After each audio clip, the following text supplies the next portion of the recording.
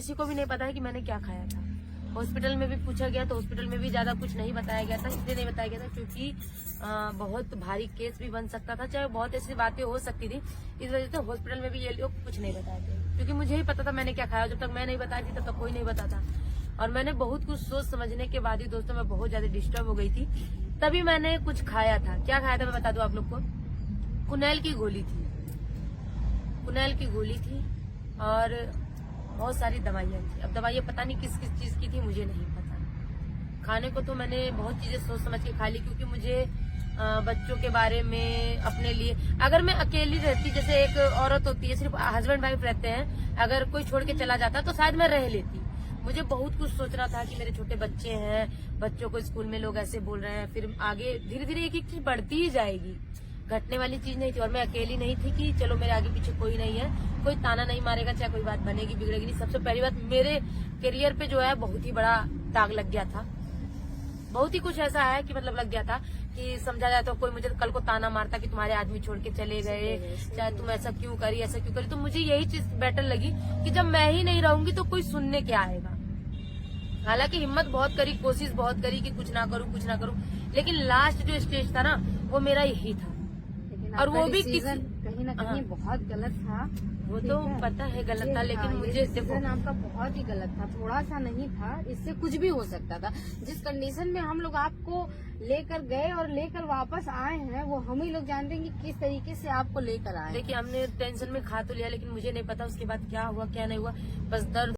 राधा दीदी का मैंने एक बात सुना है, एक ब्लॉग देखा है राधा दीदी का।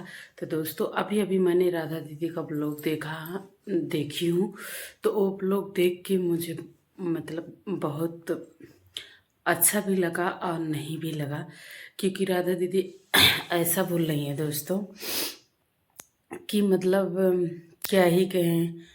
राधा दीदी के पास दो दो बच्चे हैं। बोली थी उस दिन मैं हॉस्पिटल गई थी, क्यों नहीं किसी से बताया गया था मैं क्या खाई थी। तो ये तो बात सही है। तो सही है राधा दीदी, आपने कुछ मतलब ऐसा कुछ खाई नहीं और खाना भी नहीं चाहिए राधा दीदी, क्योंकि नहीं कोई है आपके पास। तो आपके पास बच्चे हैं दो, तो आप बच्चे को लेकर भी रह सकती हैं, जी सकती हैं। बट रही बात पति का, तो उसके बिना तो अधूरा रहता हर चीज़ राधा दीदी।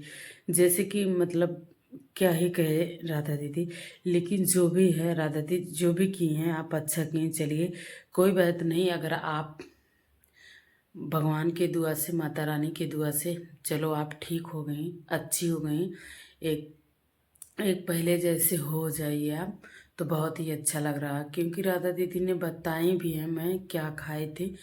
तो बहुत सारे लोग कमेंट कर रहे थे राधा दीदी के पास। तो राधा दीदी ने बोला मैं जब तक किसी को बताऊंगी नहीं क्या खाई हूँ क्या नहीं खाई हूँ, तो कोई जानेगा नहीं। ये तो बात हकीकत ने बोली है राधा दीदी, सही बात है।